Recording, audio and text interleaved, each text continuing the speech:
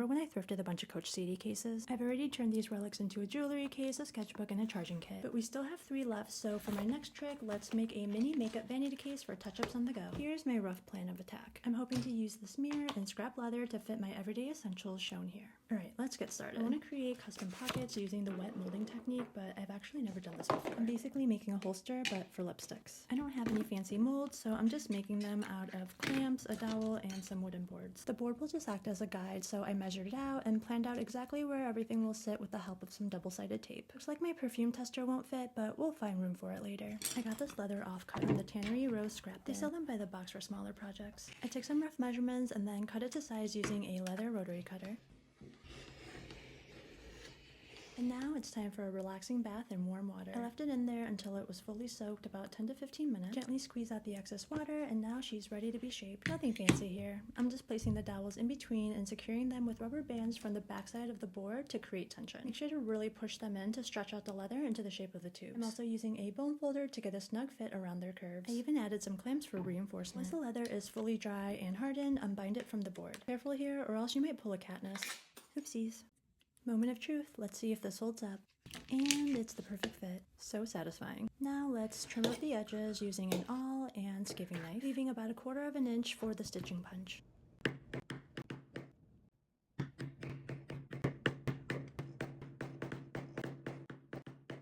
To stitch around the edge, you'll need 2 needles and some wax thread. Thread the needle onto each end of your thread and saddle stitch all the way around. This is purely decorative, kind of like a top stitch. Hammering the stitches after also helps to flatten the holes for a cleaner finish. Let's set that aside and move on to the mirror. I was a little nervous to cut directly into the CD case itself, but here we go. Remember, measure twice, cut once. There's no Control-Z in real life.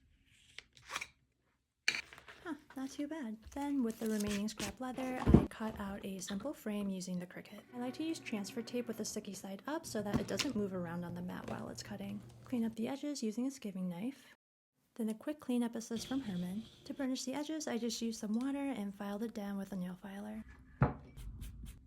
It was looking a bit plain, so I wanted to add some studs for that Hollywood vanity mirror look. Thanks to everyone who voted, silver definitely won by far. And since there wasn't room for my perfume tester, I made a little removable strap from the remaining scraps. I measured and cut it out using a skimming knife and secured it all with a rivet for a snug fit. Now it's time to glue everything into place using some leather cement and a craft spatula. Got some help from my trusty quilt clips to hold it all together. And finally, a quick yet relaxing spa day. I'm using Luxo cleaner, a dab of healing balm for these scratches, and a soft horsehair brush to buff it all out. Don't worry, I didn't forget about the thread zapper. That's much better. As a reminder, here's what the CD case looked like before, and here she is now. Custom fitted for my NARS concealer, Summer Fridays lip balm, Charlotte Tilbury lipstick, cuticle oil roller, and my Byredo perfume. The mirror is also the perfect size. Makes it easy to reapply my lipstick and lip gloss on the go. I also made the perfume strap removable for easy spritzing. It's also the perfect size for my vintage Ergos. We still have 2 to go, so drop your ideas below. What do you think?